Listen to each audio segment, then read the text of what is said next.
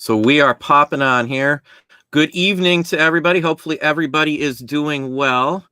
We're going to have an echo here in just a second because I think I forgot to click the screen volume. Uh-oh. Yeah.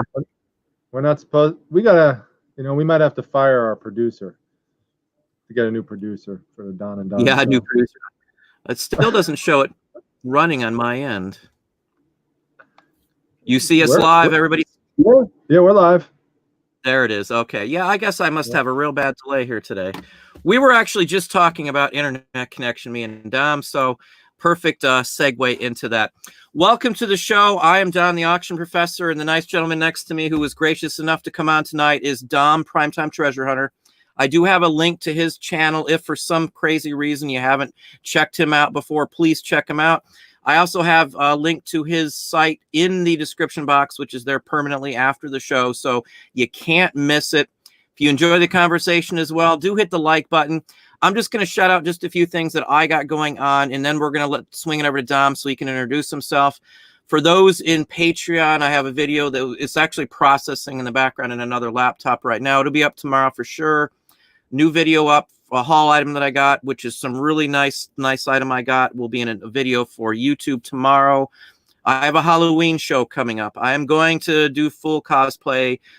I'm going to be giving something away really nice. I'll figure out what I'm going to do with how I'm going to run it. It's going to be probably some sort of challenge or something that you can do ahead of time. The winner will be picked on the live show that evening. Again, it'll be announced. There'll be a promo, a commercial, and the whole works for it. It's something very nice. We'll be giving away a packet of stuff and some small things as well, too. Something I don't do a lot, but I will do it. I'm going to be dressed up in the costume I wear to a event. Again, it's going to be a small virtual event pretty much these days. But anyway, that's the goals for that. I wanted to do a thank you to all of those who did send some screenshots for some of the postage issues, especially Carl. I don't see him in here yet, but I do want to thank Carl personally. He sent quite a bit, and he did some good details on it. I am putting something together over the shipping other issues. I don't want to just be putting out videos complaining, but there's just so many issues that I'm seeing as well, even when I'm not using it. They apparently have changed something in one of the APIs if you use any of eBay's APIs. And one more thing before we swing it on over to Dom. The video I just put up about the old emails popping up on packages you're sending out, I've got like a couple dozen, probably around 30 or more of just a few people, maybe one of 4 people that commented, had something similar happen. So I would say it's a done deal. It's happening both on PayPal and on eBay. Again, it's nothing to do with an account. It's nothing to do with anything that I have left over in the system, nor is it anything to do with the person I'm dealing with. That address that I'm talking about in the video, again, if you haven't seen it, look at yesterday's video on my channel. It's a big issue, I would say. There's people that are saying they've lost 2 packages. They're out money. eBay has it marked as showing as delivered, so they can't get any relief from these sorts of issues. So every time you send something out, you got to double check every single address, because I can't trust eBay's going to get it correctly at this time. Again, I'm not trying to just dog on eBay, but when I personally have an address used on a package that I haven't used or had in any system anywhere for over 7 years, I went back and looked. So it was very upsetting, because it was something that we could have lost that had some value in it. You know, it's just kind of bothersome that these things are popping up. Most companies purge all that data. Does 2 things. It keeps them safe, so they're not holding on to extra data. Everything that they store has to be protected to a certain level, or they can get in trouble. There's privacy issues with that. So most companies purge it. Why on earth eBay wouldn't purge stuff from 7 years ago is crazy. It takes up a lot of space. This is some of the stuff that junks up their network. But anyway, enough on that. We're going to pop it over to Dom here. Let me have him introduce himself, and we will go off from there. Hey, thanks, Don. I always appreciate you having me on. It's always an honor to be here, truly. And just want to say hi to everybody here. Most of the people there I know. But for those of you who are new to me, don't know me, my name is Dominic. I go by the name Primetime Treasure Hunter. And like Don, I love all things vintage. And I'll get some new stuff here and there, but collectibles is my game. And paper items, love that. I specialize in comic books, love toys, but I pretty much sell everything and anything. I love learning, and I love also helping other people to learn as well. So like Don, I try to put together a lot of educational videos and those sorts of things. What sold videos. And just try to throw in a little bit of laughter and entertainment here and there as well. I also run a Facebook group called the Facebook Reselling Resource Center, and we recently went over 20,000 members in there, so that's growing. And I have a bit of a presence on Instagram as well, and I like trying to entertain people with my stories here and there if you ever go up to that. So again, thanks for having me on, Don. I look forward to yet another Don and Dom show. It's always a pleasure to have you on, Tom, as you know. I have to say one thing, Dom, because while you're talking, I just kind of like smiling a little bit, and Dave, the Midwest Picker, was telling me I look like I had a devious grin on, but I have to do something, because if I just have like my regular resting face, then I look mad. So I don't want to look mad. So the best I could do is that smile, and then I look devious. So it's either devious or mad. So I'll go with devious, because at least there's a little smile with that.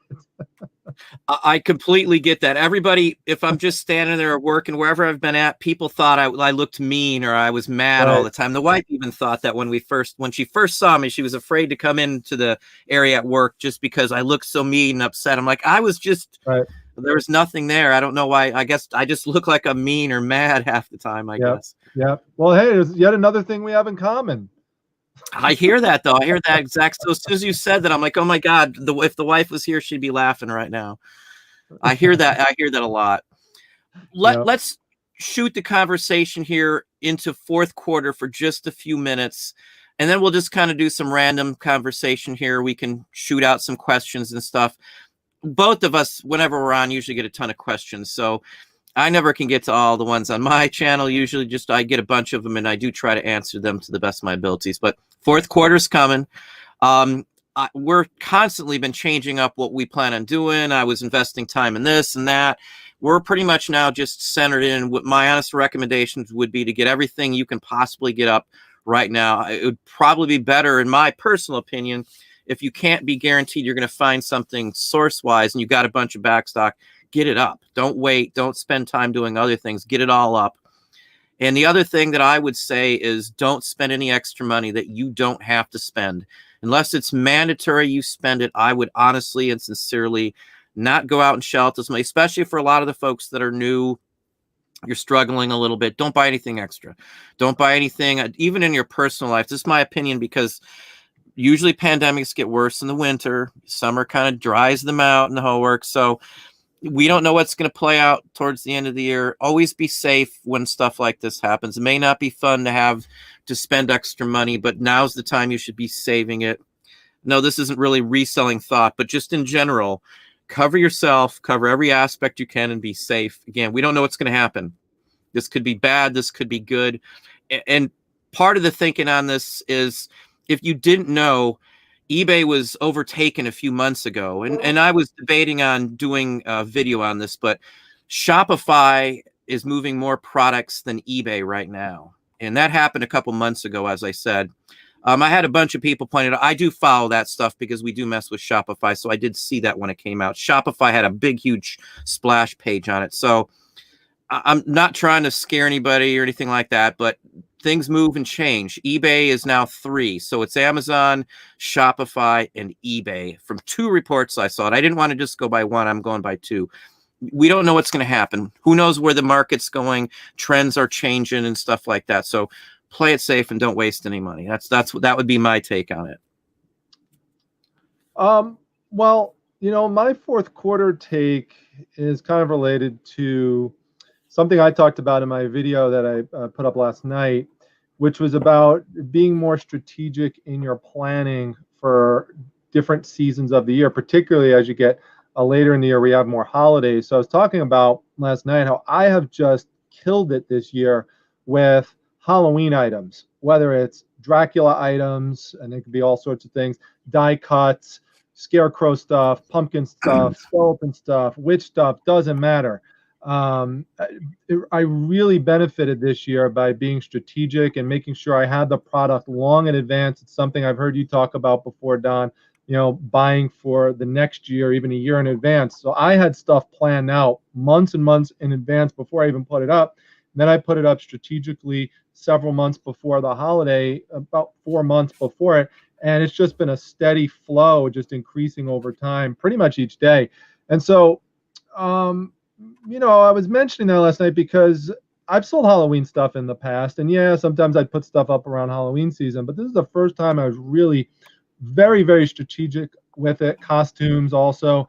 And I'm going to do the same thing for, the winter holidays as well. So I make sure I have, an extra amount of, Christmas themed items up and focus more on things that sell during that time of the year. So, more like, posters, for example, toys, obviously, electronics, anything that people would tend to gift, and kind of lay off things that, or not be so heavy on things that wouldn't be as good of a fit. So, it's all about, I think as you're growing, trying to be more strategic and plan things out, just like you would see in a brick and mortar store, how they, plan things out, and you go and you hear, wow, they're already putting Christmas stuff out, or wow, they're already putting Halloween stuff out. Well, yeah, they are, and there's a reason for it. And it's the same thing with online. They're not, you go into a regular brick and mortar store, they're just not throwing stuff up randomly. Like, there's a plan and a rhyme and a reason behind all of that. And I think that as you grow your online business, you've got to, if you want to grow, you've got to move more and more into that strategic line of thinking. Like Dom said, it's called a planogram. I worked in retail in brick and mortar. It's called a planogram. They set everything up. We buy our Christmas stuff last October is about when we started to get our Christmas stuff for this Christmas year. And the year before that, we waited till like in December, January, and it was too late. All the good deals were gone to buy in bulk or buy wholesale lots, or to have enough set aside for you at the time. Exactly what Dom's talking about. Planning ahead for everything you do. If you're just now putting up Halloween, you could have missed some key times to sell a lot of stuff, even right now, because like the artwork, like Dom's talking about die cuts. If I'm selling vintage stuff on Halloween going into fourth quarter, people buy that months in advance because a lot of people will do stuff with the artwork. A lot of it's public domain. Right. And people do stuff with that. They'll print stickers for themselves. They'll make handcrafted things that will end up on Etsy and across on Homemade on Amazon and the whole work. So that's all a market for people. Probably certain times of the year, maybe 1 in 4 of my items are sold to people that are going to do something else with it. Like artists and crafters and things like that. Other businesses buy from us these days in bulk quantity, 500 counts of some things we sell nowadays in those types of fields. And I've got connections now and stuff like that. So knowing the field, like Dom's talking about ahead of time, or knowing what time of year certain people want certain things is key. That's why I say write it all down, and people still think that that's crazy. And I'm anal retentive on a lot of stuff, but there's a reason it works for us. Writing stuff down, keeping track. I know that I have to have certain things up at a certain point every year if I want to hit crafters. I know at a certain point for decorators, for all that stuff. There's a whole group of people from different genres and different businesses that buy certain things certain times of the year, and you can almost set your clock by it. There's a San Francisco company that buys from us now, and he started buying last year. He bought, in no exaggeration, $3,000 worth of vintage Victorian items all at once. Took us forever. I had to have somebody extra come in. And then ever since then, every quarter, he buys a ton of stuff every time. This is just one of the people. But I talked to the guy. I want to know what's he doing with all this stuff. So we looked into it, got to conversation going. He sent me to his website and all this stuff. And stuff like that gets you business. It gets you going. He gave me a bunch of information on trade events, which he takes part in, which use the stuff that he's buying from me. So, all this kind of stuff is helpful for to your business. You got to dig into it. You can't just throw stuff up there and hope it's the right time. You got to know why it's the right time in some cases. Obviously, there's stuff that always sells, but seasonal stuff, if you want to play seasonal fourth quarter, I mean, it's the bomb. You need to know all this stuff. In some brick and mortar, it's like 70% of their entire year's worth of sales comes in and starting like in November-ish through December. Like 70% of those stores, and I'm talking a big, huge chunk of people, but you want to pop on over and piggyback off that or anything, Tom? Well, you know, it's interesting because one of the things that somebody mentioned in one of the comments last night in my video was that, so I was going over in the sourcing guidance area. I was doing a whole video on that sourcing section on eBay. I was covering seasonality, and I was going over the different types of books and all the different details that they have about books that sell, not only seasonality regarding it, but also, you know, is it a leather book? Is it a cloth book? Which ones, you know, tend to sell better, hardcover, paperback? And so I was talking a little bit about the leather books and different time periods also that people are looking for antiquarian books. And one of the things that somebody mentioned was, and I never thought of this before, but that some people are buying books, not even for the book part and not even for the crafting part, but they're buying it for staging purposes. So like they might be looking for certain color books to put in a photo shot that they're doing, or they might want ones for certain time periods, you know, for a photo shot. I guess I've thought of it for, you know, when people are making movies or TV shows and that sort of thing. But for photo shots, though, I never really thought about it that people would, you know, buy them in terms of looking for certain colors and you know, different years and stuff like that to put in the photos. So, you know, you just, you know, when you come across something and you might think, maybe no one's going to want this, you never know. There's so many reasons why people might buy something that's completely different from anything you ever thought about the reason the item is even around. With you talking about the books, buying books and stuff for that, I just had a video on public domain. And in that video, somebody has taken books, vintage books that are public domain, the images on the books, lined them up, and they've made wallpaper out of these things. Big poster-sized wallpaper rolls. So as Dom's saying, there's knowing all this sort of thing is a big, huge plus. Now, Duncan's on here talking about vintage sells all year round. That is true. Most of my vintage sells all year round. But I do get pushes and bumps for holiday from people like crafters. Duncan sells a lot of stamps and stuff like that. So poster history for us always sells constantly. But for like certain items that a decorator, a art studio, prop studio, like Dom's talking about, we sell stuff for props. They'll buy wrappers from us and things like that. I do have contacts from a couple folks in Hollywood who buy those vintage stuff from us. What they'll do is they'll make a copy of that label and they'll print a whole bunch, and you'll see it in a movie in a store when somebody walks in, a whole box of candy or chewing gum. So all of that stuff is something that happens. When I worked at Disney, we used to go to a place called Sid Cahuenga's. Marty's in the house here. He might know what I'm talking about. But it was props and studio props. I own some props for movies because I worked at Disney and we got a huge discount. So all that stuff is huge, and I've been into that, and that's some of our business to this day. We sell to famous people. I talk about Delta Burke was one that we sold to, but that's the kind of thing that nobody believes or thinks it's a big thing. We make a lot of money from selling to things like that. You know, I try to think outside the box because I've done some studio work. I've got to play with some sets and stuff. So that's always on my mind. We sold a 1930s Dr. Pepper 4-sided ice bin dump box. I had to build a big crate around this thing. Went to a studio. It's been used in like 5 different movies. That same thing we sold to them. And they spent $1,500 on this thing. I bought it at a junk sale for $278 or $275. I sold it the same day it went up for that much. And I boxed it up, was gone the next day. If you getting good with somebody like that or a company and they know you constantly get stuff, you're going to get some movement. They're going to follow you. They'll tell you when they got a movie coming up, hey, can you find this? Can you find that? I mean, too many people just think it's just throwing it up there and that's how you grow your business. Knowing more than everybody else is how you grow your business. Dom's not a stupid person by any way, shape, or form in that sense. And his voice is as good as gold and stuff like this as well. So there's so many ins and outs and selling on here. The more you know, I say knowledge is the key, and that's true with this. I just can't express it enough, because people say, well, you're not going to sell that. You're not going to sell this. You're not going to sell that. If you know who to sell it to and how to sell it to them, you can. There was an old joke that I could sell a ketchup popsicle to an Eskimo in white gloves. And that was it was in a show or a movie or something. And I always remembered that line because, those salesmen can do that. But with eBay, there's differences, titles and things like that too. But I'll pop it over to you. I talk way too much all the time. I know I do that.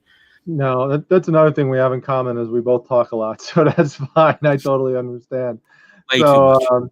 No, but another thing related to that is that is a little tip is that if you could find a movie that people really like, or it could even be an old TV show that people like, and you could find some kind of item that's in the background or something, or maybe it's even prominently shown somewhere in the episode, and you could source it somewhere and get it on eBay and literally list it as something from the movie. Not literally that it's the actual original item, but that it was something as shown in the movie. And the older the movie is, the older the TV show, people, really hardcore collectors of certain TV shows and movies, they literally want to go and get things. Like if they saw a certain magazine in the background or a book in the background, they actually would want to get that, try to get that exact same version, because they literally then feel like they have something from that episode and they feel more attached to it, or from that movie. And you might be the only one who realizes, hey, this book was actually used in that movie or that show, and you could get an advantage by listing it that way and sell it faster. So I know you've talked about something like that, Don. I remember watching one of your shows where you were talking about, I can't remember what it was, but it might have been, I don't remember. It was something that was in a James Bond movie. It could have been like a transistor radio or a phone or something like that. It was or a watch. I can't remember exactly what it was, but it was something. It's the TV watch that they show, I think you're talking about, in the James Bond 60s, yeah, if I'm not mistaken. I think that's what it was. But you had mentioned, hey, it's in the James Bond movie, and I was like, yep, exactly, because that's a good thing to try to pick up on. If you could identify those types of things, it really could give you a leg up in your listings. Just like, I'll give you one that a lot of people know, but I'm not going to tell you the brand. You'll have to figure it out. In Star Trek, the 1960s series of Star Trek, there is a bottle that Scotty drinks out of, and it's supposed to be from some weird place. That's a real bottle that they use that you can find vintage at sales. I've had 3 or 4 of them, so they do show up. It's not some fantasy piece, but it's a standard bottle that you could have bought off the shelf with whiskey in it. And that sells for $150 last one we had, and all I had to do is write Star Trek Scotty and then the name of the liquor that he was supposed to be drinking. It sold within an hour of it being up, because I guarantee you that every Star Trek collector of the original Star Trek series knows exactly what that is. I wouldn't be surprised if all the diehard ones have that saved as a search, because it's so popular. It's one of those things like Dom's talking about, knowing stuff like that. And that's the only reason I know it, because I used to religiously watch that show. And I knew, I said, that's really cool. And I said, there's never going to be any way. And I searched and I searched and I searched back in the early days of the internet, and finally came across a photo on some fan page that said the make of the bottle. And it was a real thing that you could find. And then the first time I found it, I'm like, oh my God, I didn't want to get rid of it, but it went for a lot of money. So I ended up doing it. But there's so many things like that. A lot of people may not be collectors or may not be into that. That's the biggest drawback to a lot of people. Dom and I like the fields and the stuff that we do. I enjoy finding the stuff. And if I get stuck with something, or I don't list it or sell it right away, I don't really care, because I like looking at it. If it's a comic book, I may read it. If it's a record, I'll probably play it, Let me just answer one real quick question, and I'll pop it back to Dom. Somebody asked if I play all the records that I get. I don't play them all. I got records in every single room in my house right now. We're getting rid of a lot of records, but I only play the ones that are worth a lot of money. You can usually visually grade and tell you if it's going to play without issue. I've seen millions of records in my day, no exaggeration. I've been at records since I was 16, probably, and I've had records my whole life since then. So I'm a big audiophile. I can tell you if the record's going to play right off the bat. My youngest can too, because he's been helping us go through to get rid of some of these. We're selling some in bulk, but anyway, I'll pass it on to Dom. So we're trying to, I don't want to be monopolizing anything. I always feel like that's what I'm doing. No, and feel free. I just wrote in the chat. Feel free to put some questions in there for us if you'd like us to address anything. I mean,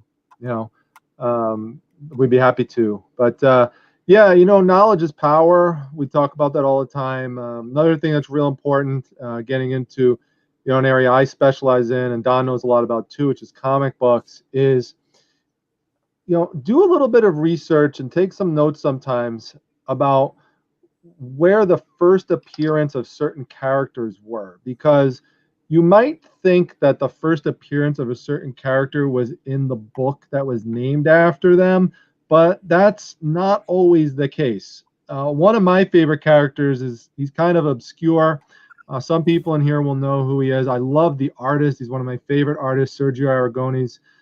Gru the Wanderer. I love Gru the Wanderer. I have every single Gru the Wanderer comic book from the Marvel and Eclipse series and Pacific and everything. But Gru the Wanderer's first appearance was not in Gru #1.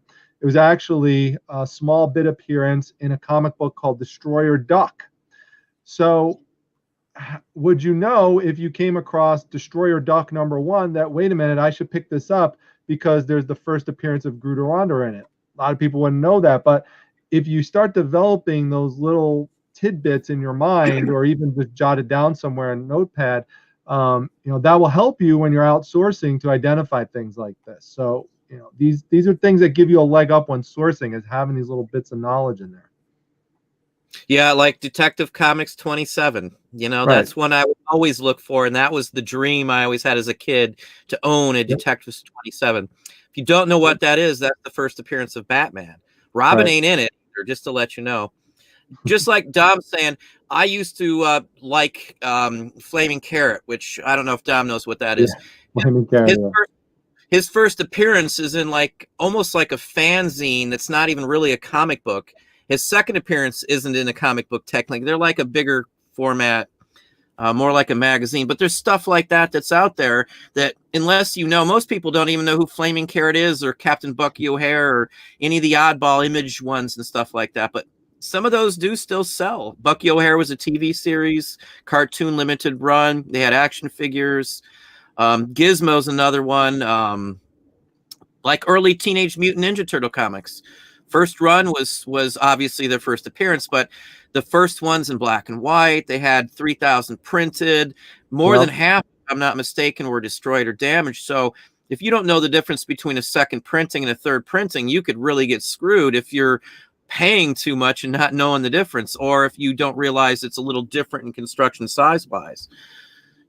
I liked the original Ninja Turtles, truthfully. The comic books, I wasn't a fan after that, but the original ones were gritty in my book, and that's why I liked them. Yep, they were.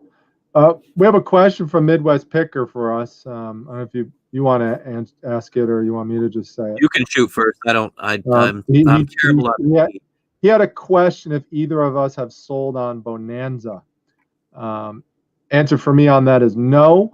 I do know a bunch of people who have listed stuff on Bonanza, and every person that I know who has listed on Bonanza has told me they've sold a few things here and there, but that really the traffic is very slow, and it's really not that great. Most people just told me not to waste my time to even go on there. So that's what I've heard about it. So I haven't even bothered.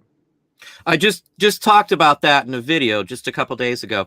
Bonanza, eBid, eCrater, all those sorts of things. Look at the traffic. I don't care what somebody says on what they're doing on the site. I'm not saying people aren't making some money, but on all of those sites, and I mean all of those sites, there's no traffic. One thing everybody needs to know what a bounce rate is. Look up what a bounce rate is. A bounce rate is the length of time someone sits on a site.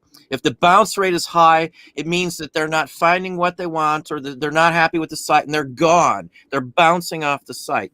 Every site like that, their bounce rate's terrible. Their site traffic's terrible. The amount of money they have for advertising is terrible. You can look. I got a video from months back where I show you how to look up all of that stuff. None of those sites even are a blip when you look at trending or even traffic to those sites compared to even a small site like, I'm going to get somebody yelling, Etsy is small compared to eBay. So even compared to Etsy, these sites are way down at they don't even register hardly. If you throw eBay on a comparison with all these other sites, those small sites, eBid and Bonanza and all those, they don't even show up hardly. Now, I know I pronounced McCrary right. I don't really care how it's pronounced. No offense to anybody else, but it's not important to the whole aspect in my book. I do that. I don't really. It doesn't bother me if I mispronounce it. I don't really care. But the point of it is though that look at their site traffic for McCrary, whatever you want to call it. Their site traffic's right about where eBid's site traffic is, and eBid is terrible on site traffic. You know, the site is functionally fine and all that, but the traffic's all I care about. And I know people say, well, you can sell this and sell that on all these other platforms, McCrary, whatever you want to say it is. And the point of it is, though, that the traffic is what I worry about. You can't, there's no comparison to eBay. There's no other sites. Even Etsy on its best day is still a 40% decline from where eBay stands on site traffic. So I said, Shopify is past eBay right now. So you've got demographics and shift in the marketplace in general are happening right now in front of our eyes. eBay was number one. Now then they were two. Now they are three. Etsy, if you looked at the last video I had, Etsy is gaining some ground, but none of the other sites have any huge upward movement, including McCrary, Bonanza, eBid. I spent some time looking into that because I want to know where the best investment of my time is for my business. And Shopify seems to still be it. Point proven. Since I've been on Shopify, they've went to number 2. And when you look at all these people talking about competition, even Bezos, it wasn't even talking about eBay. He was talking about Shopify. So I really can't see me wasting time on any of these other sites. Yeah, there's people that are selling on McCrary, whatever you want to call it. But the point of it is there's not a lot of competition. Most people, if I did a random survey and asked a bunch of people that I know that weren't resellers, if they knew what that site was. Nobody, and I'm not making this up, out of 27 people, not a single person has ever heard of McCrary, whatever you want to call it.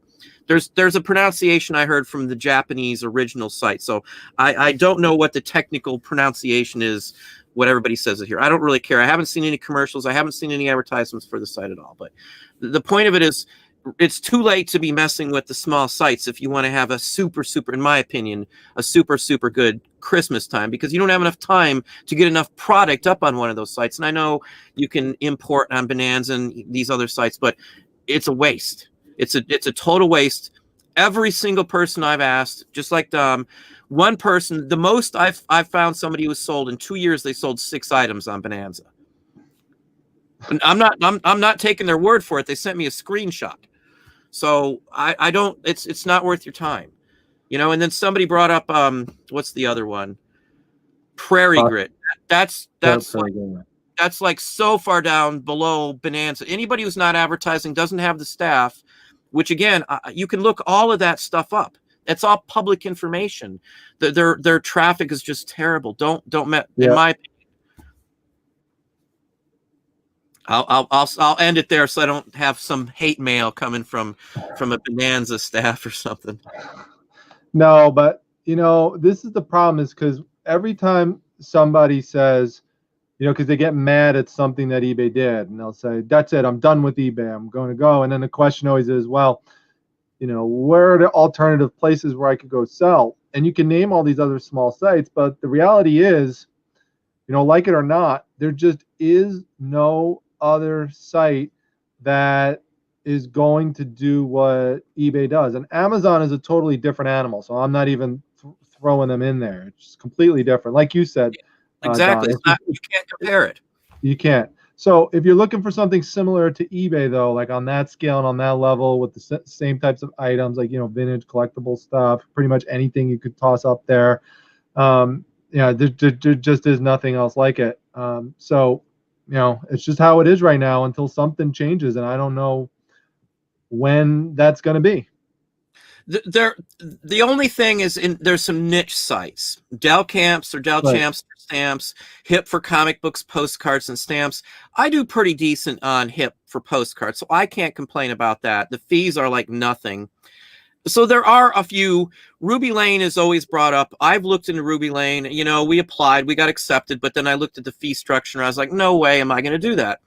Ruby Lane has a good following, but again, it's way down from even eBay, but it's closer to an Etsy type of platform than it would be any of those other tiny ones like eBid, Mercari, whatever you want to call it. I don't really care, but that's the point, is that if you're going to go with something, Ruby Lane's like the only other one that I could even say that has enough traffic to garner it, but you're going to be a newbie on that platform, and the people on there, from what I've seen, we've bought something on there before. I wanted to see how it worked, so I did buy something off of Ruby Lane before. They're like a group of people that like know each other, it seems like. I mean, they're like almost like friends, because you'll see like comments between each other in the like ratings and stuff, and it was really kind of odd. It's more like a Poshmark, you're sharing stuff, but not. It's kind of hard to explain. But you got to get approved just to sell on the platform. You may not get approved for God knows what reason. They check your credit and they do all kinds of stuff, from what I understand on that too. So it's not the same game as eBay at all. You know, Right. I was hoping. Go ahead. I'm sorry. No, it's all right. You can finish. I was just going to say, I was hoping Dom was on managed payments, because I can almost guarantee you his opinion is going to be just what mine is. I only wanted to talk about managed payments because I get tons of hate because it doesn't bother me that they hold the money. That's my biggest thing that I get the most complaints on lately, because everybody's mad that they're holding money and trying to say, well, have you heard people complain about it? No, I actually put up something in my Facebook group today saying that because there was an article that came out in e-commerce bites, although I do want to go back to some of these niche sites in a moment that people are asking about, but that eBay had another glitch, and like the delay in payments was going on even longer than what it was supposed to. And I just wish they came up with some kind of, and maybe they will, some kind of debit card eventually that you will be able to have instant access to your funds like you used to have with PayPal, because it's very convenient for a lot of people, especially people who need funds on the weekend and stuff like that they just don't have that right now. But then when you know, if you go into it accepting, okay, there's going to be a little bit of a delay, just like there are, you know, if you have a brick and mortar store and you're processing credit cards, you're going to have a, you know, delay there. You know, most businesses have that delay. It's just we're not used to that because of it's the used to. With PayPal. But then when eBay sprinkles glitches in there on top of it, that's where people get extra annoyed. So no, I get the glitches, not because we get them too. I see them too. There's not much I can do other than, you know, say, hey, this happened, and try and work past it, because I'm not going to let those kind of things drag my business down or my mood or mentality when I'm working, because man, we're like right there at the cusp of breaking another mark for us, and that's all I got in my mind. That's all I can. I'm like a one-track mind on our direction, and that's so much more important than worried about a glitch that's now been fixed, or at least I worked my way through it. It's solved on my half. Maybe eBay didn't fix the glitch, but there's so many other things to worry about. A lot of people that are complaining can get the business going and not worry about that. What you should be worrying about is the business itself. And I know it's a drastic change, but anybody who sells on Amazon, who started in the last 3 or so years, your money's held. Anybody who's on Etsy, it's basically the same thing. And I can almost guarantee you, the smaller sites like Posh or any of the other ones, if they get as big as eBay or even Etsy, they're going to have to go to a different system, and it's going to be the same thing. You can't keep rolling those ways with the money transferring, and they're going to see that all the other sites are doing it to regain the complete percentage of the profit. So no matter how any of those sites are now, I'm telling you, it's not going to be that way. It's still the Wild West on those sites. And again, with the payment structure, once your first payment comes out, it has been like clockwork for us since then. And again, we don't do dailies. I don't care about getting anything daily. We can do daily on Amazon because we were grandfathered in, and I still just take their every 2-week thing off of it. I don't really care. It's the least of my concern. I know some folks, you're living, you know, item to item. We did that. But if you're going to sell on the site, unfortunately, I know it's unfortunate, but you're going to have to play by their rules. You know, even if you're on your own Shopify, there are still some rules. So, you know, I'll have to check that out, Dom. Well, Duncan just said that managed payments, and I'm not on it yet, so I'm registered for it, but they haven't activated me yet. So, but it says Duncan said managed payments lets sellers have their choice for eBay to send funds to your bank, which I knew, or send direct to PayPal, which I believe I've heard of that. But is that true, Don? That they could send the money into your PayPal account? Because if that's the case, then wouldn't you be able to access it immediately through your PayPal debit card? I don't know anything about it going directly into there. I know I set it up to go into my bank because you have to link a bank account and have, you know, all the tax and stuff when you first signed up. Maybe it's changed since I've signed up, but when we signed up, it had to go through a bank account originally. Yeah, but you know, regardless, what the problem is still going to be is even if they would send it over to PayPal, I don't think it's going to matter because they're not immediately sending it over to PayPal. It would be like that same transfer. You're still going to have the delay, so it's not going to solve the problem that a lot of people are complaining of, which is that you don't have immediate access to the funds. But I wanted to get back into just one other thing as wrap up maybe the other topic, which is about other sites to sell on, because I saw people like Metal Flip and Mel asking about Abe's books, and I saw Dave asking about what was it? There was another site that I think it was gosh, where is it? Depop. Yeah. So, you know, Depop, see, the thing about these sites, these are very particular places that have certain types of items, obviously for Abe's books that people are looking for, or, you know, Poshmark is generally specific to clothes, although they've opened it up to some hard goods. And Depop is more for, you know, a younger generation of buyers who are going to that site. So you're not going to get a lot of middle-aged or older people going over there. So you have to realize that when you're listing on there. And that's the problem with these sites, is that you know, they're really narrow in terms of either the type of item that's generally sold on there or the type of age group that generally goes over to it. So, you know, so that's the thing, is there's no other site, again, that's like eBay, that's broad enough, that's going to capture all these different markets for the type of stuff that, you know, goes on a place like eBay. Again, there's Amazon, but it's totally different. It's like apples and oranges, so I don't even really throw it in there to compare. So so that's my thoughts on these other smaller places. I'm not saying not to list on there. Like James brought up a good point earlier, that for Bonanza, it just allows you to import everything into there. And if it sells on the Bonanza site, it takes it off, it delists it off of eBay. So they're matched up. So you don't have too much to lose, but again, don't expect that you're going to gain, you know, a ton by having it on there. Well, I'll just throw this. Let me just do a thank you to Carl here for the $5 super chat. I actually hollered a thank you out to Carl earlier for sending me some screenshots. I did get a bunch, but Carl's were the best, and he did a lot of good details on this. So thank you very kindly, Carl, for that. I just totally lost my train of thought with the smaller sites and stuff like that. Yeah. Now, like, we do HIP, and it is a decent site for postcards or for comics, but only those specific ones. And it does garner a decent amount of traffic, like Reverb for musical instruments and stuff like that, or Discogs for records, or DeviantArt or something like that, one of the bigger sites for like outsider art and stuff like that. There's a lot of different sites like that, but just like Dom said, they're narrowed. It would take like 20 or 30 different sites to equal what eBay is. What I don't look at a feedback. I don't look at the reviews on sites and stuff like that, because you can have a good experience on a site that doesn't have traffic. It doesn't mean the site's good or bad. It just means that person had a good experience. Again, site traffic's all that matters, in my opinion. Site traffic, bounce rates, and things along that line. There's a few other factors that I dig into when I do that. But if the traffic isn't anywhere, or like Bonanza, if their traffic flow is a straight line, they're not going anywhere. And part of the reason I've avoided doing even the direct transfer into Bonanza, because I asked around, I try, and people leave comments, and maybe I don't read them all, but people here do look at them and take notes for me or do a screenshot. I've had 3 people tell me when they did the Bonanza thing, after stuff sold, the inventory was all screwed up because Bonanza tried to double list stuff or it didn't change the inventory amount.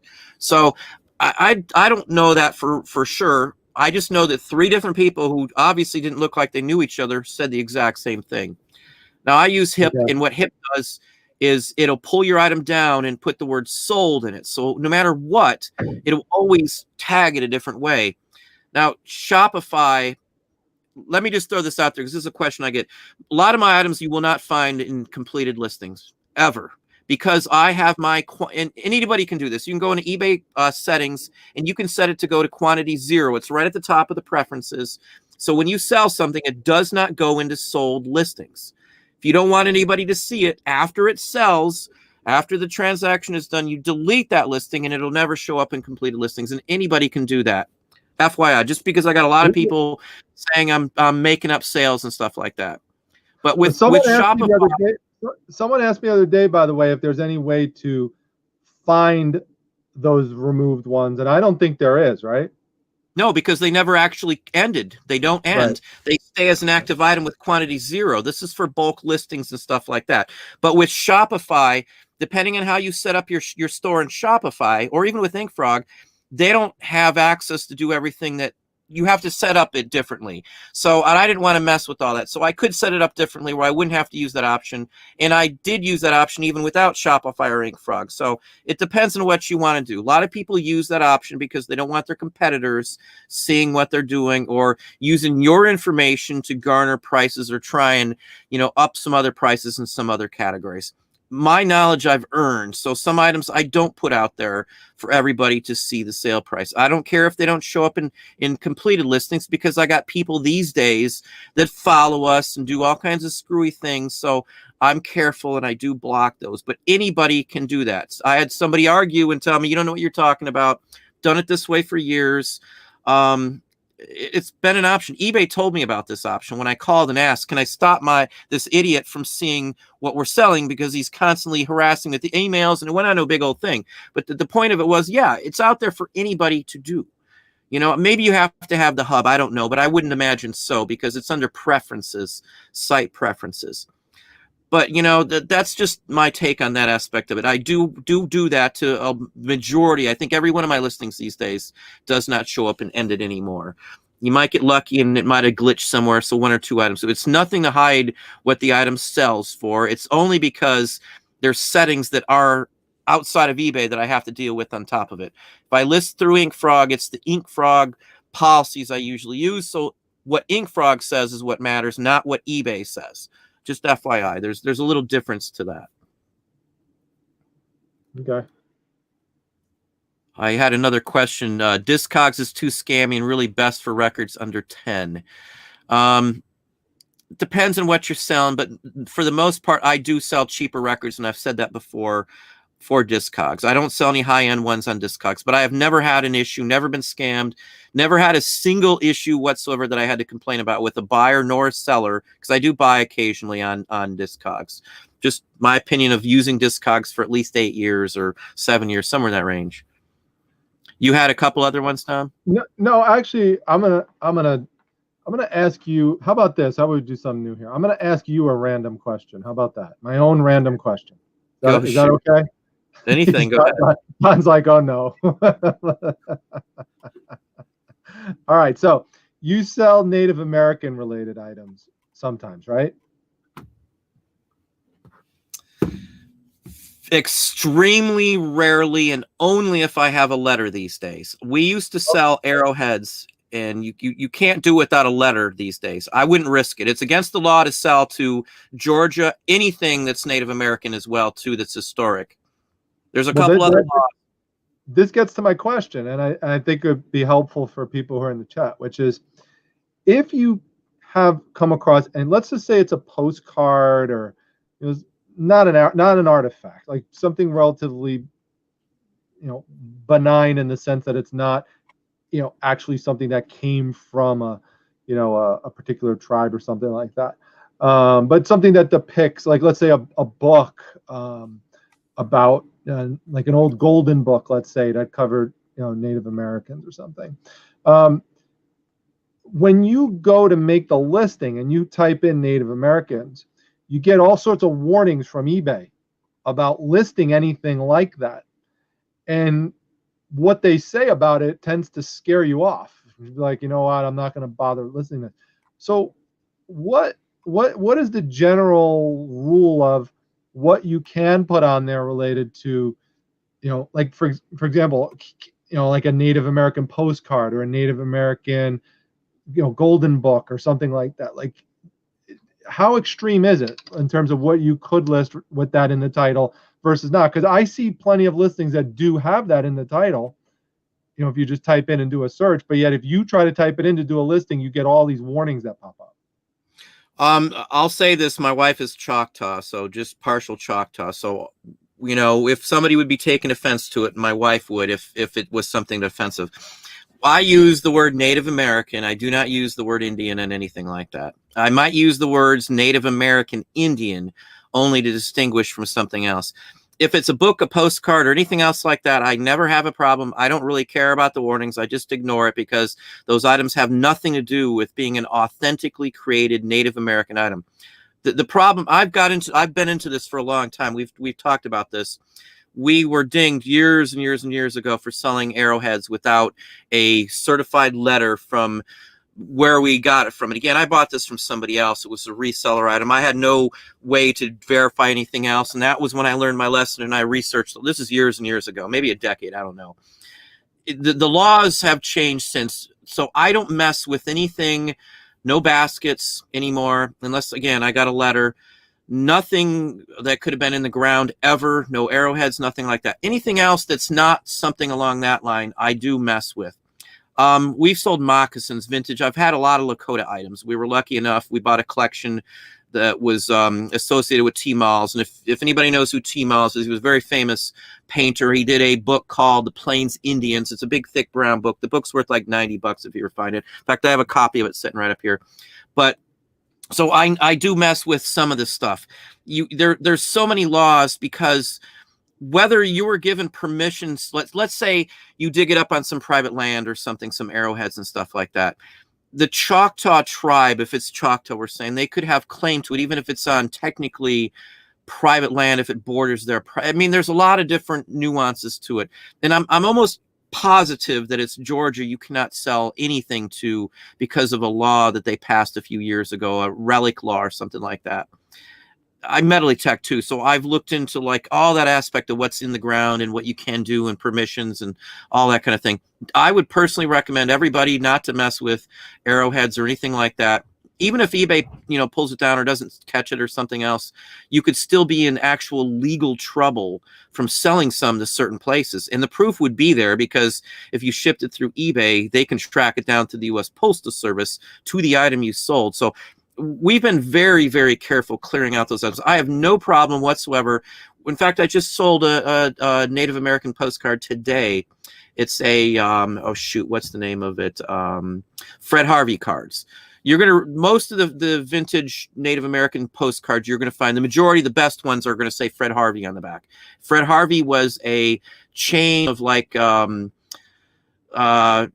do you want to call it? They're not really train depots, but they're usually in a train depot. It's restaurants and gift shops and stuff that were like along the highway. And I think there was some out like Route 66 area. So that's like the most common one you'll run into that still has a decent value. Books, little golden books, I don't have any problem. None of those are against the policies or rules that I can see anywhere at all, like Hiawatha or Pocahontas or something like that. I mean, it's the same principle. You're not violating the rules. And if you list, like there's a category, it's ethnic, and maybe they've changed it because I know they've changed some categories. Collectibles, ethnic, and there is one for Native American items in there. The reason those warnings are there because so many people think they can just type that in if they got a basket and write in Native American. You have to be able to prove it's Native American. If you use the word Native American to describe a basket and it was made by Joe Schmo down the street to look like a Native American one, you are false advertising. And that's the biggest factor on eBay with this. Right. I've got a real nice Plains basket here right now. I don't have a letter on it. And I got nothing into it. We're keeping it. But the point is, without that, I won't risk selling those sorts of items. If it's not tied, made by, you can do whatever you want pretty much with it. But if it's supposedly made by somebody, you better darn well be able to prove it with a letter. You better then be able to prove you have permission to have it as well. It's just like the bone category. You cannot just throw up bone necklace on eBay. You have to state the exact type of bone it is. If you don't, I almost can guarantee you it will get dinged or pulled. If it's your first offense or you're new on eBay, they may be harsher on you. If you've been on a long time, they're going to give you a nice notice and say you can't list bone without stating the type. Most of it's bovine. So there's some bone that you can't sell. And there's some bone that's tied to Native American items that you can't sell, that you can't mess with, like porcupine quills that are decorated and stuff. That's Native American in some cases. And if you write that it's Native American style, that's against the rules too. You can't use the word Native American without being able to prove 100% that a Native American bought it for an item like that. Again, don't confuse like a postcard or a book or something. Right. That makes sense? So for things like the postcard, then you could just ignore the warning then. I ignore everyone. Everybody here knows to just bypass it. As long as you're not like listing a cultural item, you shouldn't have any problem whatsoever. Okay. You know, that can go for other countries too. It's not just Native American. There are some other ones in there, some ethnic groups that can get you in trouble. You know, I'm not going to go into a big fiasco on that, but there are some other items and some other terminology that will flag on eBay. You know, you type in the wrong word, just like Native American or Indian, it will flag your listing. It won't kill it, but it'll give you a warning. You got to accept it or continue to list the item, I think is what it says. And now what it says, continue, or edit, I think are your two options when that pops up. Yeah. It doesn't show up when you do that through InkFrog, though, just to let you know. I don't get that warning if I list something like that through InkFrog. Yeah, and for those who are not aware, you also need to be careful when using the word Eskimo, because that is actually considered a very offensive term to people in that area, and they prefer to be called Inuit, Inuit. Yeah. So you have to be careful. Annie's got a comment. Yeah, derogatory depictions, definitely. Anything that's derogatory cannot be listed. But the stuff that I list in Native Americans sections are like postcards. Any Fred Harvey should be 100% safe, because Fred Harvey postcards, I'm sure there's a bunch of people who've seen them. Maybe they didn't realize that's what that is, but most all of those are historical. They're very nice, very attractive cards. Everything is portrayed in a good light, because that's how they made their money. They did a lot of the Western stuff, and they were proud to do that. So none of the depictions that I have ever seen from any Fred Harvey would ever be considered that way. And again, we have Native American blood in the family, so I'm speaking from somewhat of a knowledge on old timers that we've talked to, like her father and stuff like that. So yeah, you know, that's my take on it. Yeah, it's interesting. Modern bone handle pocket knives get a free pass. You may get a free pass, but it doesn't mean you can't get in trouble. I'll just tell you that, because I have heard of people, again, they wanted to know the exact type, or maybe in some cases, maybe you can't make new ones out of anything else but bovine. Maybe that's the issue. I don't know. But I have heard of people getting warnings and dings for pocket knives not listing it. Again, they were vintage, so I don't know about the brand new ones, but yeah, and you can use Black Americana, but you can't list. I can't, most of the items I sell, whether they're historical or not, I can't list them on eBay. We're taking a chance. And I know you're going to see eBay must have dropped the ball, because if you look up Black Americana, there's all kinds of really bad stuff still after they cracked down. They must have did it for a little while and then totally just let it go again, is what it looks like. Because I had 2 or 3 people send me eBay listing and said, hey, check this out. And then I said, well, let me check the whole category again. Again, same basic principle. You got a lot of not so nice stuff up there. And I don't post anything modern or anything else like that. You can't do anything modern that has any kind of, you know, even remotely racially toned thing, because if it's modern, it has no historical value whatsoever. It's only done for that imagery to mock it. Again, it may not be copyright protected, but that's not the question here. The question is it morally right to put that on? Maybe it doesn't offend you, but again, if people complain if I say that, but if you want to run a business, you got to be accepting of everybody. You can't just you're going to kill your business. That's all I'm going to say. I don't want to get into some nasty conversation here, but I'm for my buyers. I don't, I do everything I can to make them feel comfortable, happy, and to do whatever I can to have what they want, not have something that might be offensive to somebody. I don't look at it from my eyes anymore. I look at it from a business eyes. I don't, that's a totally different story. I don't put nasty stuff up anyway, though. So. Yeah. Yeah, Jackass Retro saying he can guarantee that Black Americana will be phased out.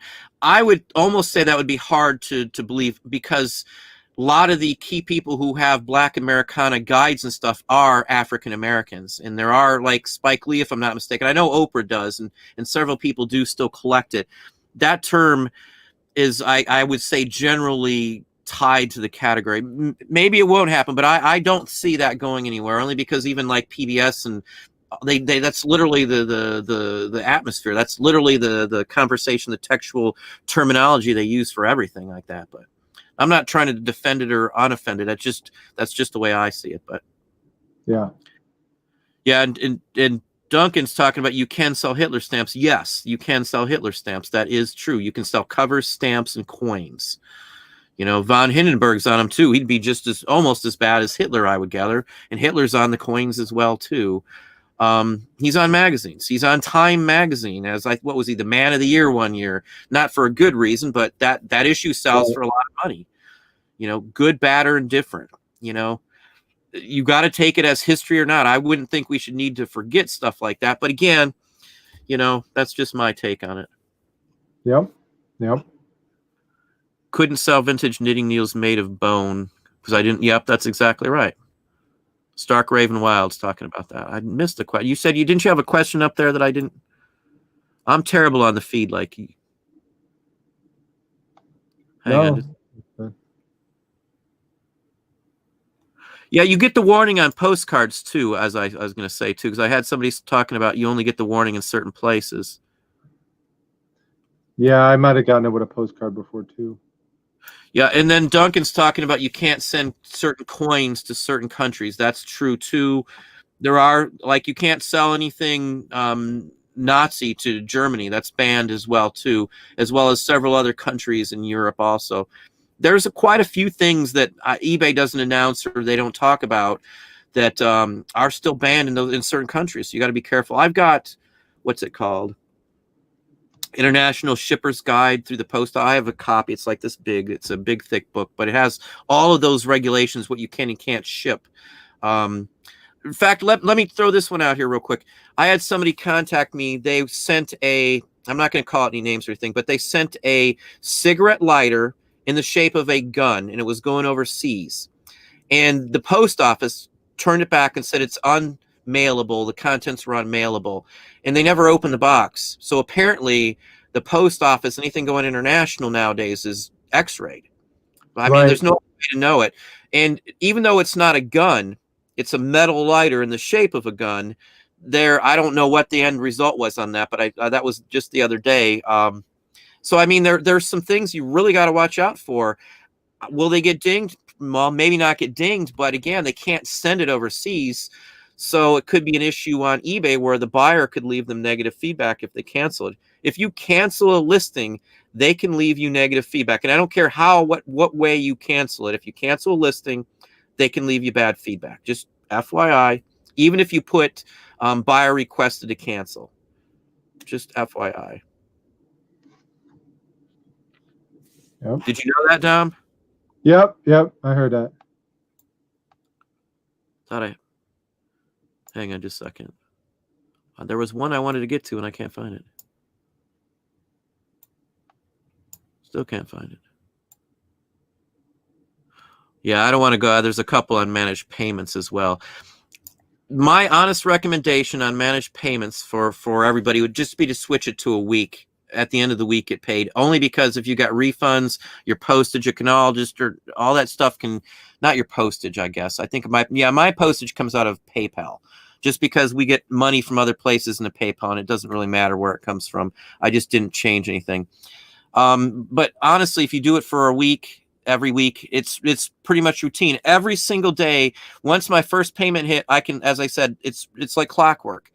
if you want to sell on the platform that has the most site views, it's eBay for most of what you sell. If you're selling the vintage and used stuff, you got to follow the rules. I don't know what else to tell those folks who are not happy about it. I know it's not good for the folks who want the money and stuff, but what else are you going to do? I mean, honestly, what else can you possibly do with it? You got to follow the rules on that site. You know, if you're on Amazon, you got probably worse rules on Amazon. It's every 2 weeks, I think, if you start an account in the last couple of years. If you're grandfathered in, you can get them every day. But, you know, other than that, I don't know anybody else who gets them. And Aiden's the same thing with Etsy and the whole work. So, you know, eBay's changed. Yeah. It used to be. Yeah. And same thing with affiliate programs. You know, if you're, making money off of links and stuff like that, they don't pay you instantly with that. They wait till it hits a certain threshold. And then even when it hits that, you're usually like more than a month before you even get the money for it. So, yeah, and like with affiliate links, I pretty much just stopped doing any with Amazon because they dropped the rate till it's so low it's not even funny. I mean, not that I made much off of that, but the affiliate links on eBay, at least, I've had some nice folks buy a whole bunch of stuff, apparently unintentionally, because they keep doing it, and it does get us some money, but it takes a long time to get into your account. And everything's like that pretty much these days. And I can almost guarantee you, as I said, that Posh and any of these other sites, once they get big, are going to realize that they can gain a lot more money, and they're going to do the exact same thing. That's why when one business does something and they're successful, everybody copies off of them. You know, just like if somebody does a video on YouTube for reselling and it does great, everybody else is going to have the same video out there, it seems. That's why I don't watch other channels too much. I do watch Dom's, I have to say, but it's the only reason I don't watch it because I don't really care what's popular with them. I do what I do because that's what I want to do. I don't. A lot of people go out and figure out what'll get them the most views. There's a way you can search on YouTube to figure out what's hot, trending, and you can do a video tied to that. I don't do that. I just pick a topic that I want to talk about. I don't care if it's trending. I just talk about what I talk about. And I don't know about you, Dom, but I don't research the video if it's going to be popular before or anything else like that. I pick topics that I think are relevant. Yeah, no, my main thing is it's got to be something I think is interesting and something that I think people are going to learn from. And sometimes going into it, I mean, I know that it might not be something that's going to get a lot of views, but I just want to throw it out there and try. A lot of times I'm just kind of flying blind. Sometimes, obviously I might have an idea that this would be something that's a popular topic and people would be interested in it. So it makes sense to make a video about it. But first and foremost, it has to be something that I really am interested in and think, again, that people could learn from. That's really the main thing. Because you have to have, if you're going to deliver a video to people, you've got to have some, at least my threshold on it is you've got to have some passion behind what it is that you're telling people. So that's the main thing I'm thinking about. Yeah, I totally get that too. You can tell that's the case. Just go to my channel and look at my video views. Well, mine this month is probably one of my best months, and I'm just kind of surprised. Maybe I finally hit some point where it's going to do something. But again, I don't think either one of us is like money hungry for money off of YouTube, because you just don't make that much money off of it when you put in the work. It's like a lot of people say, even on eBay, that you'd probably, for a bunch of people, you'd be better just taking a 9-to-5 job. You'd probably work less hours and make more money at it. But there's more to this than that for us, I would say. I'm not going to get into what other conversations. I was going to say something. I almost spilled the beans on something, but I won't.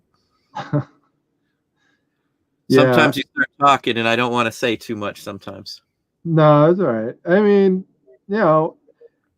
it is what it is. I mean, for me, YouTube is more a challenge, than anything else. It's something, new and different that I wanted to get into and, just try and grow it and experiment with it over time and, continue to try to make, improvements. And it's funny and almost horrifying at the same time when I go back and watch some of my older videos. It just happen to catch a glimpse of it. It might pop up, or something, or you just, someone mentions it and a comment on an old one, you go back, click on it and see, And I'm just like, oh my God, it's like so bad. And I know I'm going to think about that like now when I watch, if I'm doing this 10 years down the road, if I look back to what it's like now. So, but that's, that's life. You're always just evolving and trying to grow and improve. And hopefully you could look back, a year from now, 2 years from now, 3 years from now, and feel that you did better. You're doing better than you did then. Yeah, I wished I some days I think I'll just go back and delete a whole mess of videos, but I haven't done that yet.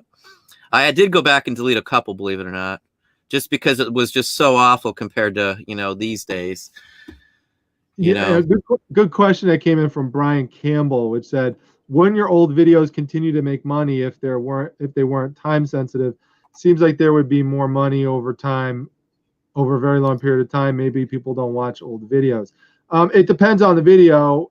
If it's not time sensitive and it's something that people are continuing to search for, like for example, I have one video that went over 100,000 views. That's the one on Priority Mail's flat rate envelope, because people are always searching for that.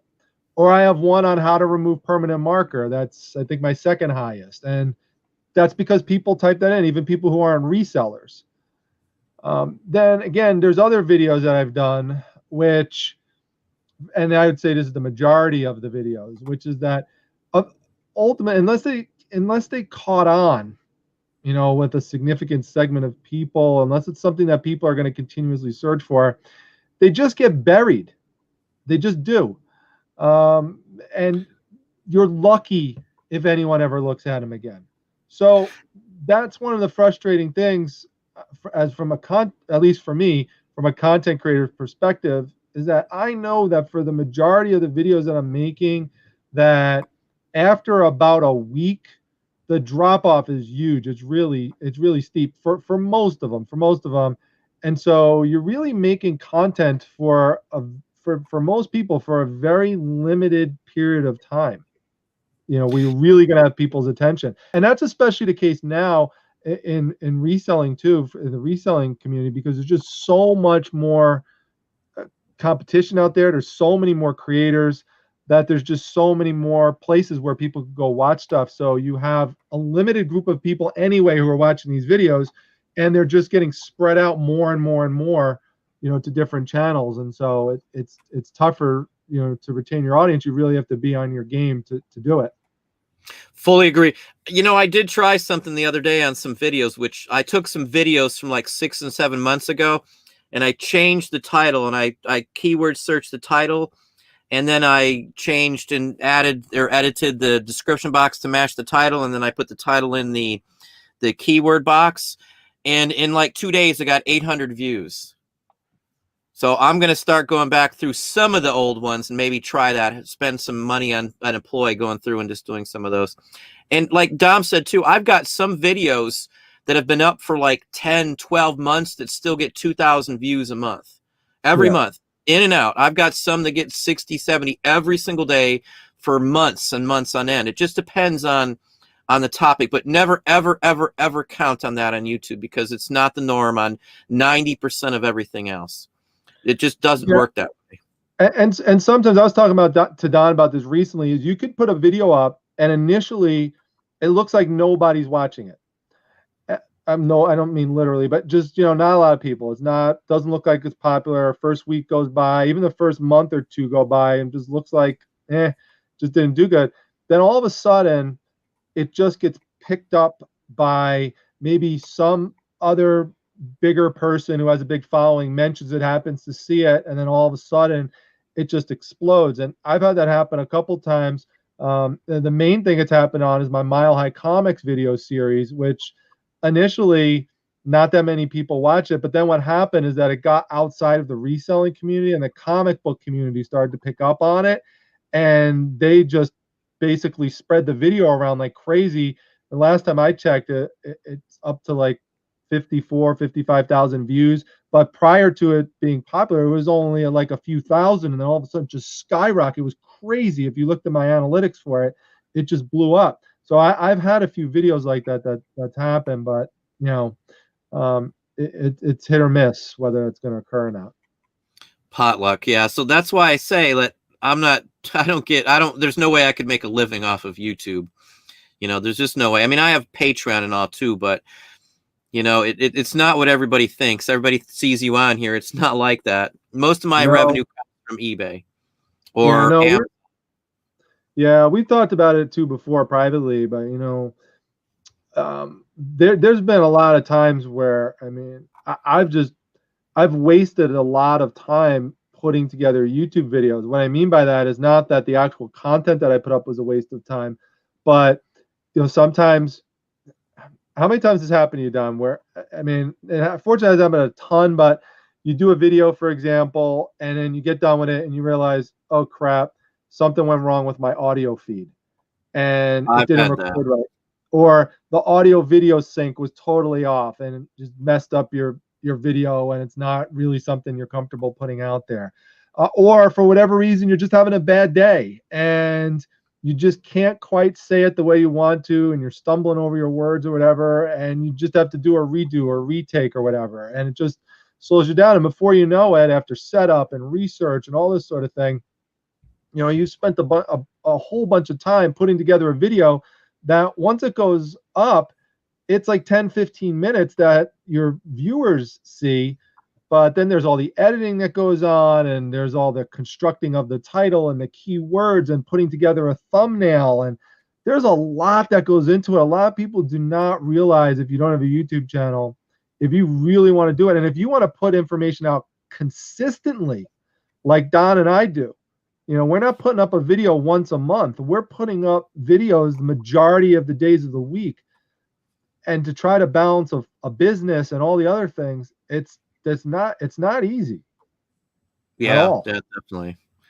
We got help, so at least on my end, it's not as bad as it could be. But right now, maybe a little bad because I got records everywhere. But other than that, yeah. But you still have to. You still are the person who has to make the content, though. They can't make the content for you. You're the one behind. Well, they can edit it and everything else, but sometimes, just like Dom's was saying, you could have a loose cable or you forgot to click a button and you didn't think that, it's been going great. You recorded a bunch, and I'll record like a 30-minute video, sometimes 30 minutes of a video. And just like Dom said, the sound won't be on, or it'll be glitchy, or there'll be pops or cracks or something in it. And it's so annoying because it takes you have to import the track. I mean, it's time just to get to the point to listen to it to realize you don't have it.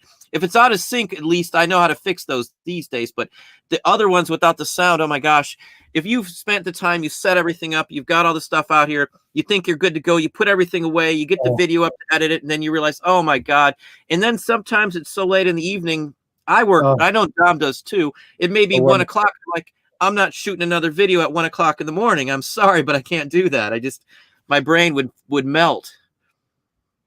Yeah, it's the worst. It's the worst. In fact, if anyone wants to get a kick out of anything, go watch my store review video that I did for Amanda. That video was insane. I had to get that video done, and I kept messing up over and over, and I kept doing retake after retake. So by the time that I actually got it done, it literally was 4 o'clock in the morning. And I'm doing this video on a retake, and I was like, I'm getting this video done. I got it done, but I was near delirious making that video. So if you ever go back and look at that, you'll see I was just totally, I don't know how much you could tell, but I was totally wiped making that video. And just last night, the video I made, fortunately I made it on the second take, but I'm using a new laptop now that I brought down here just for video making. And about 5 minutes into the video, I forgot that, since it's new, I didn't have my notifications set up in Chrome so that Facebook notifications wouldn't push up into it. So as I'm making the video and sharing my screen, all of a sudden, all these private messages start showing up in the middle of my video. And I'm like, oh my God, I forgot about that. So I stopped the video and redo it. But this is the kind of wasted time that happens when you're a content creator. So it's tough sometimes. I've had a few of those, but in some cases I was able to go ahead and I'll cut a piece of another screenshot, and then I'll place it over there over the section so you can't see it. Yeah, if you do it right, you can't tell I did that. Right. Some of mine are like that. The other day, Dom texted was like, I think I saw the time. It was like 9:30 or something. You text me in the evening, and I was supposed to be doing something, and I sat down on the sofa again. I think my kid was watching an older season of Walking Dead or something, and it was good. They were in the prison, but anyway, I sat down. I woke up and it was like 1 something, and I had text Dom at like 1 something in the morning. I still had to finish what I was working on because I had other stuff to do in the morning. That I don't think I got done till like 3:45 or almost 4 before I even touched the bed that day. And I had to be up at 7 in the morning, so I wasn't very happy, but my own fault for falling asleep on the sofa. Well, yeah, last night, people are not going to believe this. True story. I told Miss Primetime this morning when she came downstairs, I said I was upset because I actually, I got my video done on the first take last night, put it up, posted it. Kids went to bed. Miss Primetime has already settled down and everything, so as I came up, by myself, like 10:30, and I'm like, you know what? I've been watching this series on Netflix about the history of video games and stuff, but I've had it on the background like while I'm shipping and stuff. So I said, you know what? I'm gonna just sit down, not do anything reselling related, and I'm just gonna watch this for 45 minutes because that's how long the episodes are. Within 20 minutes, I was passed out. Next thing I know, I woke up. It was like 5 o'clock in the morning, and I was like, see, that's what happens. I should have just done reselling related stuff. I would have been more productive, but it's just one of those things. Same thing here. I don't watch much TV or do much stuff like that anymore these days. We're so close. I can feel it that that's all I can think about, and that's all I care about anymore. I pretty much gave up TV, and I shouldn't have sat down the other day when I did that, but your kid's there, you just kind of get involved, and I did take some time off this. But we do have to have a balance. So like, my moderators in my Facebook group know, because I'll send them a message. Sunday nights usually, my son and I, we sit down and we almost always watch a movie together. So, last weekend it was Destroy All Monsters. It's usually something science fiction related. This weekend it'll be Creature from the Black Lagoon. So, it's something like that. So, but we're, and we do other things, go out to, there's a local pizzeria that we love to go to, even in the pandemic and stuff. There's like a special place we sit in. It's not like a big sit down table service thing. It's just a little corner we could go to and just get a pizza and sit there and no one bothers us. And we always go there. So, but you have to have that balance. You can't just do reselling stuff like nonstop. But as you and I do, Don, we do pour our heart and soul into it for the majority of our free time. Yeah, I mean, I think we're running kind of late. I don't want to keep you on too long. We'll try and wrap it up here and bring it back to reselling for a minute here. The point of the conversation obviously was on the Super Fantastic Reselling Show. I had what's it called? The South Park guys in my head today, and that just rung a bell. With one of the episodes on there with the Super Fantastic Happy Hour or whatever that episode was. But anyway, just threw something out there. Just like Tom's saying, it's hard to sometimes to come up with a title that even makes sense or, would correspond to the video. I know like Bearded Picker, Scott Bearded Picker and stuff. Some of the titles they just throw out there. I just threw something out there. I don't know what else to throw out there. So, eventually you get to the point. I got over 1,000 videos up. So, I don't even remember what half of them are titled or what's in half of them anymore. You kind of lose track, but we'll just send this off on reselling. Fourth quarter is almost upon us.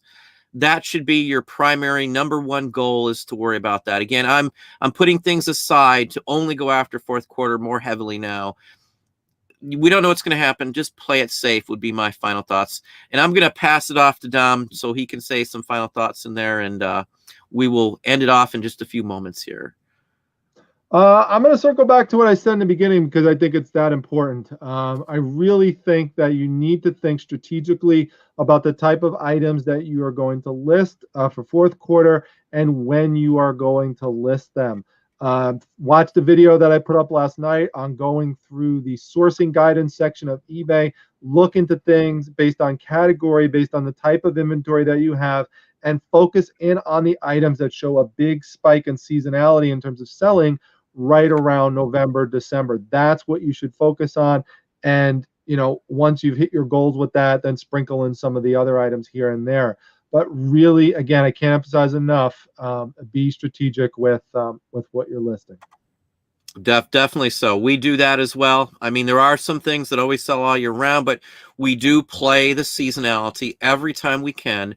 Knowing when to put the stuff up at the right time is key. Buying it at the right time is key. If I buy certain things at certain times of year, it's probably half the cost. Buy it when it's cheap and sell it when it's high. That's how this game works. And knowing more than everybody else is the best way to win this game. At least that's my take on it. You know, I know more than the people I buy from. And that's what makes the day. And I know more than a lot of the people that buy the stuff from me. And I get people asking me, do you know this? Do you know that? You know, so the more you know, the more you will make. End of story. I mean, I don't know how else to express it. That's a fact. I can't think anybody could challenge that one. The more you know, the more you will make. Knowledge is money. Knowledge is money in this field. But we will let it go at that. I think I try to keep them to an hour, but obviously that didn't work. We're an hour and a half in. So I will let you go. Thank you for coming on tonight, Dom. It is always a pleasant surprise to have him. Well, not surprise today. I knew he was coming on, but a pleasant evening to have Dom on the channel. One of the few that's on all the time. So good guy here. If you haven't checked out Dom's channel, I do have a link in the description box. Primetime Treasure Hunter. Check it out. Go subscribe if you haven't. Say hi to him on his channel as well. But I do thank you, Dom. And we will let you go. All right. Thanks, Don. Thank you as well, Dom.